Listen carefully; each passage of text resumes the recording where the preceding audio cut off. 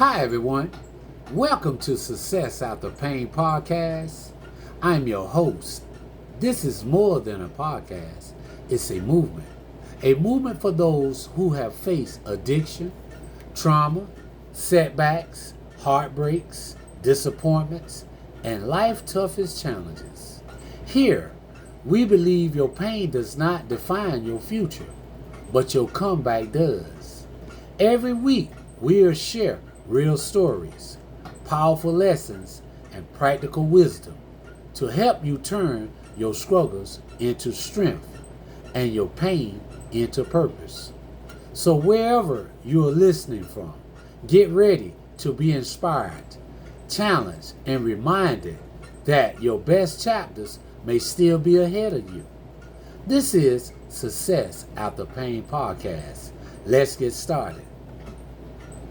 Today, I want to share with you a little bit of how life can diss you different cards, but instead of becoming stagnant and grounded there's a few things that you can do to change your outlook at life. Hopefully today segment you will get something from it, and hopefully it will help you change how you see things when you are facing opposition, such as just know we must keep a mindset that our inner calmness, balance, and steadiness, a quietness of spirit, even when life around us isn't quiet. You see, a lot of times we allow things around us to change our perceptions and change how we actually take on what is at stake. Life doesn't always ask us for our permissions before it changes. People leaves, plans fall apart, we get disappointment, we make mistakes. Sometimes the people we thought would always be there aren't there anymore. And sometimes we find ourselves standing in places we never thought we'll be. You see, these are the changes.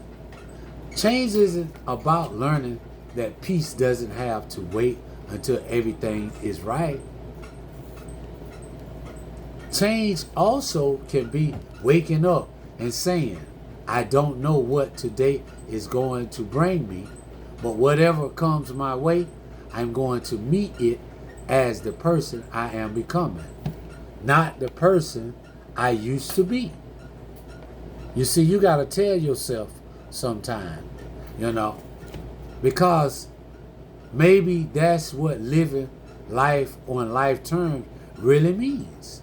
Not controlling everything around you or the outcome, not understanding every why, not chasing people who chose to walk away from you and what you have going on, and not allowing one bad chapter to convince you the whole story is bad. Some days we gotta tell ourselves we can do it.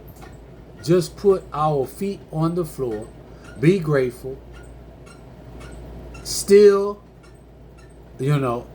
looking for optimistic, outcome. Tell yourself the next right step is to just change the way that I think or how I see what I'm facing. And sometimes that's enough.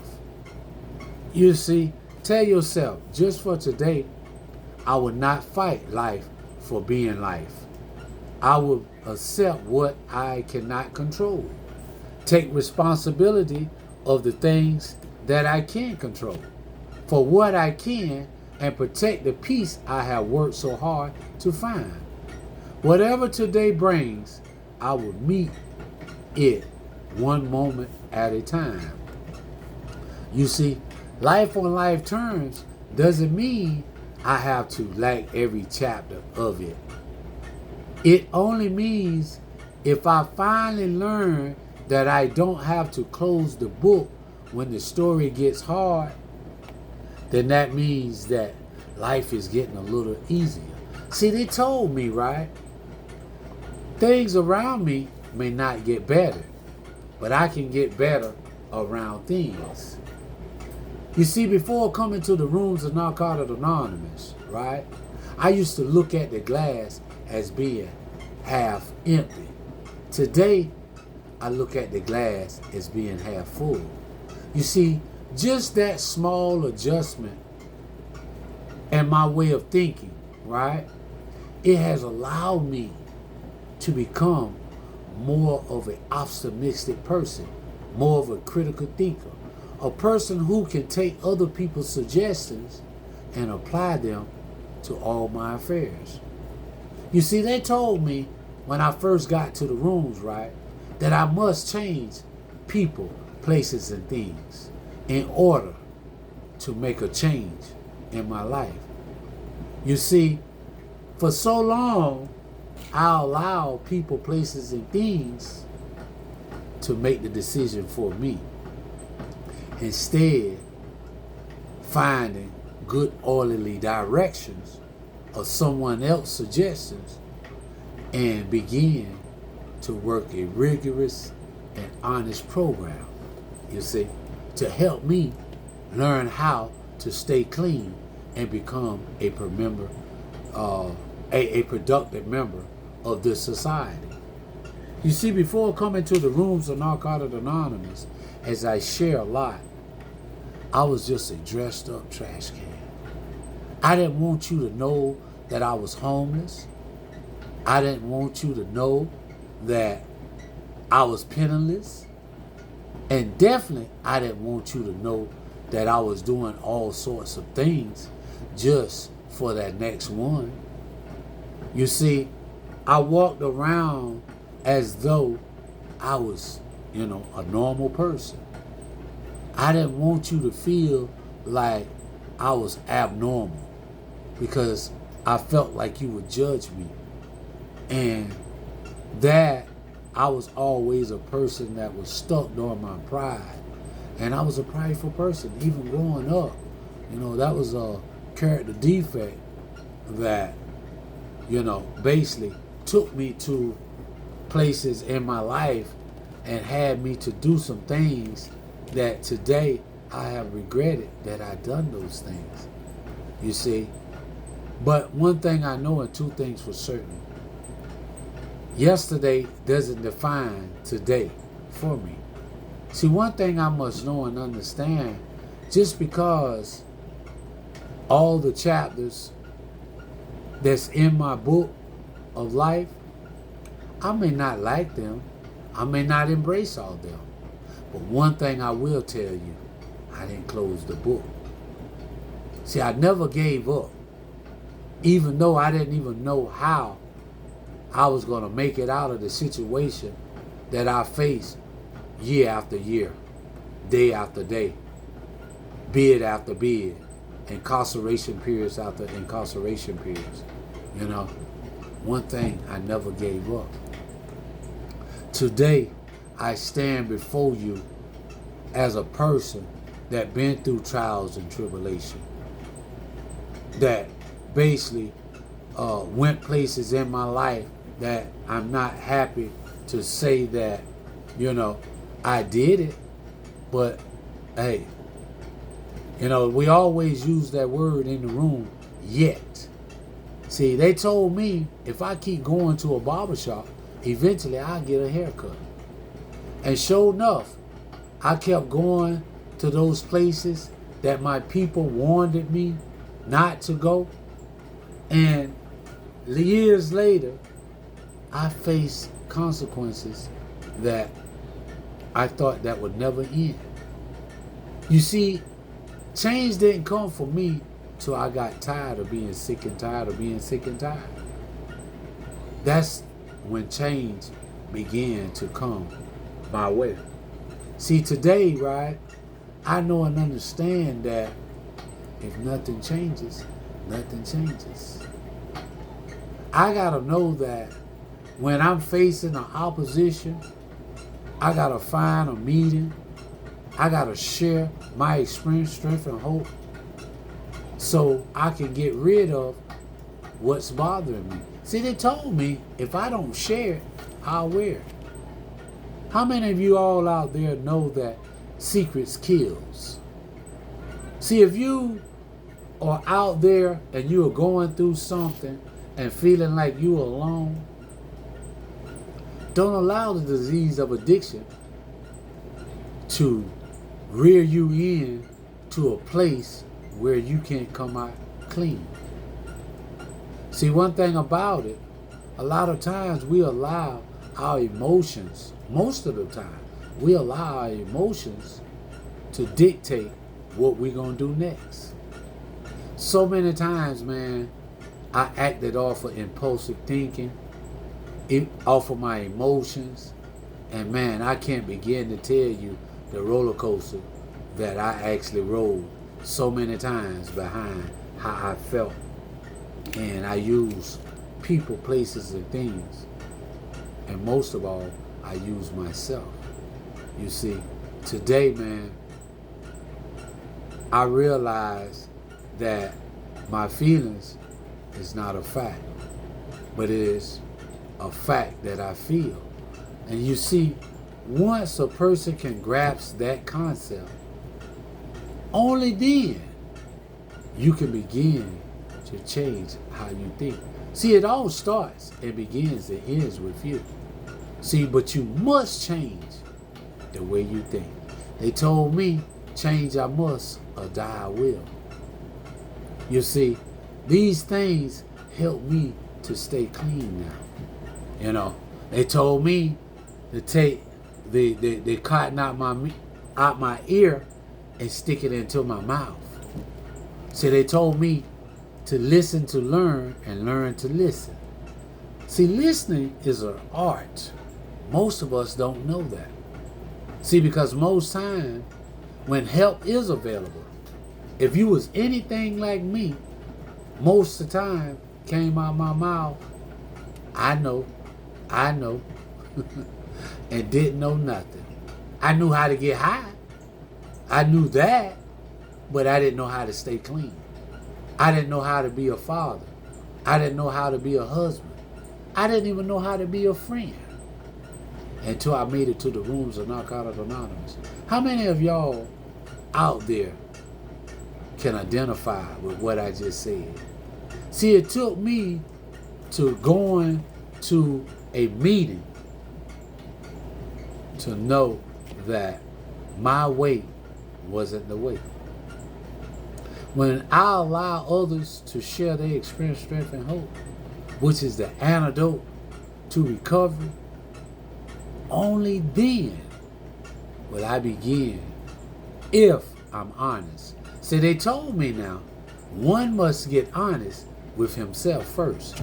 So they say honesty, open-mindedness, and willingness. They say with these three things, if you can basically grasp those three tools, then you're well on your way to recovery. See, I must change my thinking in order to change my outlook.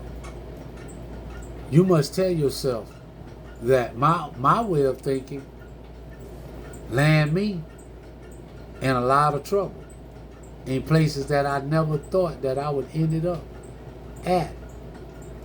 But my thinking got me there.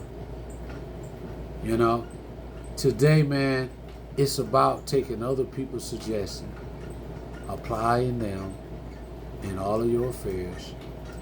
And when you don't know something, you know, seek for an answer. Seek for the solution. Find somebody. Express yourself. Somebody that you can trust. You know, find you a meeting. You know, that's the only way, man, that we can stop using. Because if we allow our emotions to tell us or act off of self-will, that's not going to keep you clean. And I'm telling you this because that's my story, a part of my story. Even down to money. You know, before coming to the rooms of Narcotics Anonymous, I was that addict that really thought that my problem was money. I felt like I faced oppositions in life because I didn't have, sufficient income. And many times when I went back, after playing the tape, I had more than enough of money. I just didn't know what to do with it. I felt like every time that I ended up in jails or prison, it was because I was limited to finance. Well, what about those times when I landed a decent job and brought home good money, but I couldn't stay out the crack houses, out the trap spots, because why? I felt like one was, all I needed. But they told me one is too many and 1,000 is never enough. They said we put great emphasis on that. Because you know why? Because truly in my heart, at times when I was telling myself that, I only needed one after work, or I got a job, I was going back to the hood to let somebody see that how good I was doing. A lot of times I didn't come back clean. Most of the times I didn't come back clean. You see, I wanted to go back and I wanted to prove to other people that I could use and remain as a normal person. That never worked. You see, they told me that, I must change people, places, and things. But it wasn't until I got to the rooms of Narcotics Anonymous to understand that, look, my way is not going to work anymore. But it took many, many years for me to understand that, the railway was a way of life that wasn't successful. And when you think about how many times, that I went to jail behind getting high and still thought that I didn't have a problem with the disease, I had to be insane. After the first time, when I repeated that act, that was insanity then. But I thought that, again, like I shared a few minutes ago, I just thought that I had a money issue. I just didn't know what to do with the money when I made the money, But today, I realize that I don't have to use drugs, people, or places just because I'm going through something or I'm feeling some sort of way. What my pain have done, it have taught me that I must find a meeting. I must reach out to my sponsor. I must allow someone else to share their experience, strength, and hope to guide me back to sanity. You see, we are only one bad thought away from making a bad decision. They say an addict alone is an addict that's in bad company. See, I was the one that told myself for many years that I could stop using drugs, I could stop going to the penitentiary, but here it is, months, days, years later, I kept doing those things. Even after telling myself that I could stop. See, that's why they told me, the literature says that the disease of addiction is cunning, baffling, and insidious. Meaning any given time, I can lie to myself and I can tell myself that I'm not going to do this, I'm not going to do that, and find myself doing the exact same thing. See, until you get a program, you're your greatest adversary. You're the ones that's telling you all of these great things. You see, because we become a person with this great mindset, especially once we get in the mode of active addiction. Once we start using, Man, we the smartest people that ever walked the face of the planet Earth. But do the darnest and dumbest things that exist. You know? But today, man, life is great. I just came from a meeting sharing my experience, strength, and hope. I had to speak at my home group tonight, and I left an impression on those that got to hear me share for the first time. See, that's why they told us, man, never judge a book by the cover. Allow yourself to read that book first before you judge that book. I know tonight, man, you know, I left a lot of people, man, wondering how a person with such great aspects of a human being that exists within me, how could I continue to, go down that same road expecting a different result? See, one addict shared after I shared, and she noticed that every time that I relapsed, every time before I even found the rooms of Narcotics Anonymous, it was never planned. You see? The disease of addiction, it was many times in my life before I got clean and went to a meeting, or start going to a meeting, that I felt like, off of self-will, I could stop using. But my story always was the same. I ended up in jails and prisons. It wasn't until I found the rooms while I was incarcerated. And after coming home a couple of times after that first time I was introduced, before I really started to work a program. And after being there for a while, I relapsed coming up on 10 years, man. In 4 months for me and 10 years to be exact. And you would have never told me the day that I relapsed that I was getting ready to use. That morning I got up. As usual, it was a normal morning. Got up, got dressed, got on my truck and took off. And decided to, once I got home that afternoon, man, experience a issue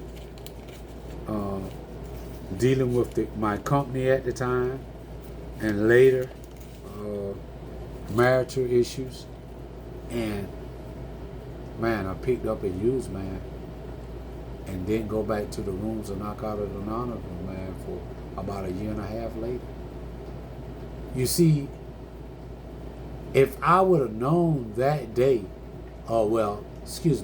if someone would have told me that day that I was going to use, I would have probably fought them, because it wasn't in my heart or my mind to use that particular day.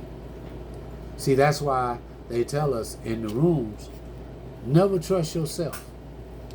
And when you're going through something, find somebody to share it with. Because when you allow issues to bundle up inside of you, man, it's not a good way at handling or finding a solution. Most time, if you're an addict like me, I go out the easy way. And that is to pick up and use. But since this time around, I haven't found the need to use, man. No matter how hard my life may be showing up at the time, they say life be life. Doesn't matter. I refuse to use people, places, and things. Because I know my story, the drugs is coming. They say I may not get a haircut today, but keep going to the barbershop. You're going to get you a taper, a lineup, or something if you keep going to that barbershop. It's inevitable to go and not to experience a haircut. You know what I mean? So today I try not even fool myself anymore, man. That I just know, man, the rooms is where I get my help from. I cannot go, around thinking that I don't need the rooms of Narcotics Anonymous or my fellow members that share their experience, strength, and hope.